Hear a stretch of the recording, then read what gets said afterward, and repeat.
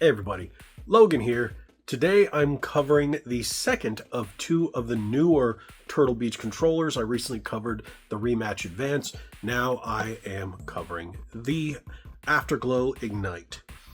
So if you guys have seen it, I covered all the other Afterglows before, but this is the new one. Interesting design instead of the waves that they had in the previous ones. This one is more like a gear clock tower looking thing, but hey, still got to test it out and see what makes this better. I can tell you, if it's anything like the Rematch Advance, might be disappointed. But let's unbox it, test it, find out.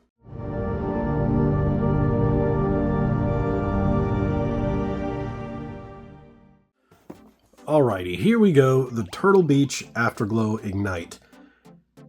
Okay. Ignite with gears. A clock style. The last one was the Afterglow Wave. That was a rather popular controller. I don't understand the logic behind this, but okay. Maybe they did some research and people wanted clock gears. I would think with the name of Ignite, I get it for the lights, but why don't you make it like a fiery design? I don't know. So this has pretty much all the same features as the Advanced, the Rematch Advance, but you're getting the full-on lighting effects that you can change everything with the RGB. You get the Hall Effect True Hair triggers and two mappable flappy paddles. Again, no Hall Effect sticks. This one is a $50 controller. It's more expensive than the Advanced, and you're getting just more lighting. Already, I don't know if I can recommend this when you can buy controllers from their competition for the same price or less with Hall Effect sticks. If you're using ALPS at this point and you're not first party, people are going to scoff at you. They want Hall Effect. They want that anti-drift. If you're not using Hall Effect, and the higher up ones, the bigger boys, are using TMR. I don't expect something like this to use TMR, but at least you can give us Hall Effect sticks. So let's see. Built-in audio controls, fatigue-free ergonomics. That's an opinion. Dual rumble and impulse triggers designed for Xbox Series XS, One, Windows 10 and 11. It's the exact same thing as the other one. You got your onboard audio controls. You got, now this one has 7 customizable RGB lighting zones, Hall Effect, 2 stop trigger locks. You got 2 mappable flappy paddles, textured grips, and a 10-foot cable. Now that actually has a longer cable where the Rematch Advance only has an 8-foot cable. I guess thank you, but it's not a braided cable. I would think with that kind of price, you would at least get a braided cable. All right, let's open it up.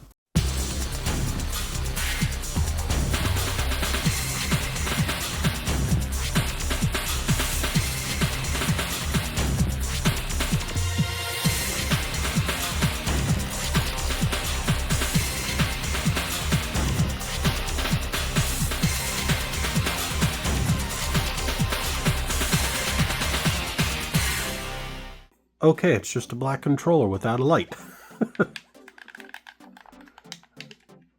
All right, it feels exactly... This is... Okay, you got a little bit of a better grip back here.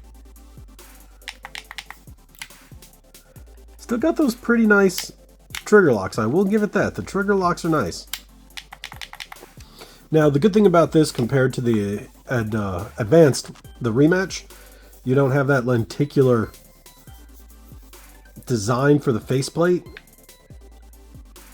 So the design for the rings are closer to anti-friction. They are not anti-friction rings. You can clearly see it's one solid piece on the faceplate. But they are better. Still got that same squishy style D-pad. It's okay. They're not terrible. It's got a flat top.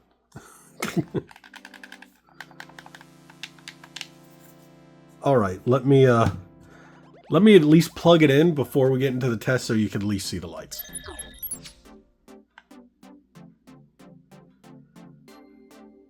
All right. There we go. Okay. It lights up. That's a lighting effect.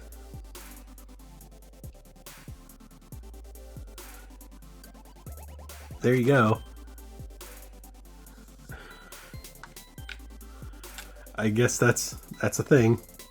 And if you want to control all that, just download the app for your Xbox, the Turtle Beach app, and then you can just adjust all the lighting and the flappy paddles on the back. You can program those as well.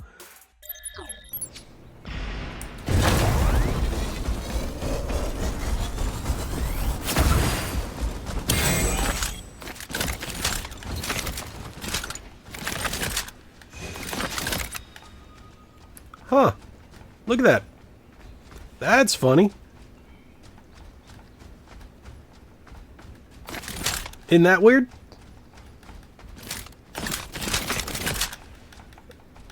Look at that. Okay, that ain't good.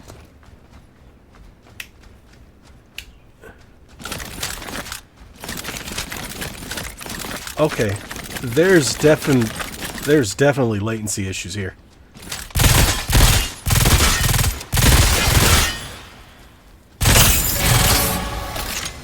So it feels like it's mainly the left. Let me turn off the trigger lock here.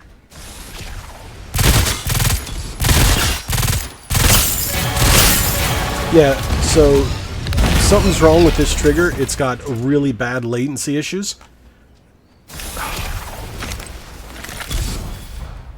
Look at that. And it's got issues where it's not unpressing. It's just holding the press. Okay. I don't even know if I can do an actual review. If the button doesn't work well, I can't. It just. I'm already gonna. I bought this from Amazon. I'm gonna have to return it because that's unusable. That's unusable. All right. I'm already gonna tell you that I can't recommend this controller. I hope if you have bought one you don't have these issues. Let me know. At this point, I'm just going to run the rest of the controller through its paces.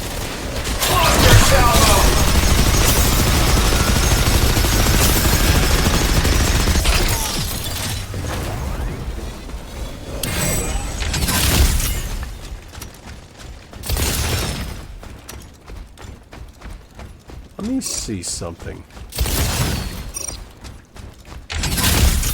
Okay.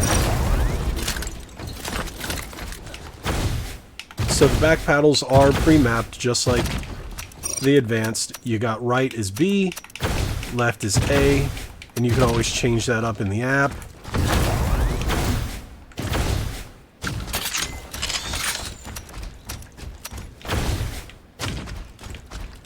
So I was going to say at first that it actually feels better than the other controller. In the hand, it actually feels better. I do like the matte finish. The lights are an interesting choice with Gears, but hey, it's no Gears of War, but it's Gears of Time. I don't understand that, but okay, cool, I guess. The sticks are still. I still don't like the textures that they use for that. Everything is okay. I like the textures here in the back. I don't have a problem with how it comes pre-mapped, and honestly, I was going to say I don't mind the trigger locks, but this one is all right.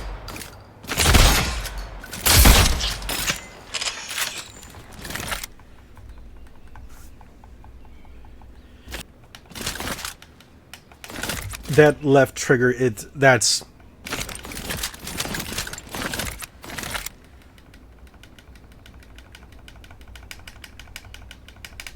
ridiculous.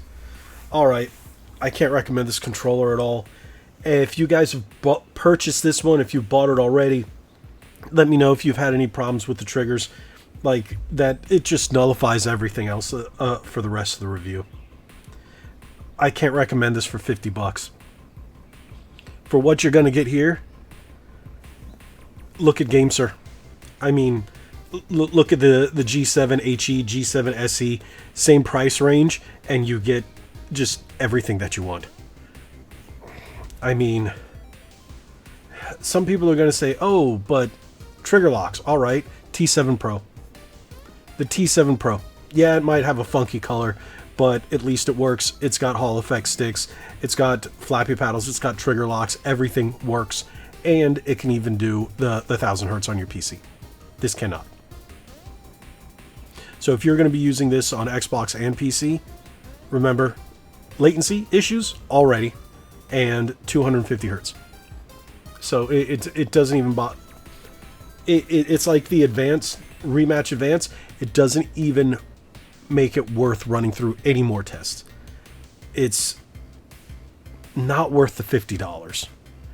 You can get PowerA variants if you just go to the store and get, if you decide you don't want the lights, hey, just get a standard PowerA, the Advanced Plus with the Hall effect sticks, with the trigger locks, and hey, you can even go to some GameStops and Best Buys and pick up GameSir controllers. You can get that T7. You can get the standard T7, which I would recommend over this. But yes, you can order the T7 Pro from from Best Buy, or you can get it from Amazon. I bought this on Amazon. You've got a lot more options on Amazon if you're doing GameSir or PowerA. I'm sorry. This is junk. I was actually looking forward to this because when I saw the initial listing, I was like, oh, they're putting in more effort. They're, bringing up what PDP used to be and putting in a little bit more into it. And then the Rematch Core came out. And then the Rematch Advance came out. And then the Afterglow Ignite came out. If you can still find the Afterglow Wave, go with that.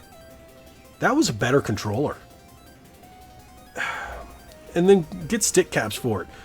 Honestly, find the older PDP variants. The older PDP versions felt better.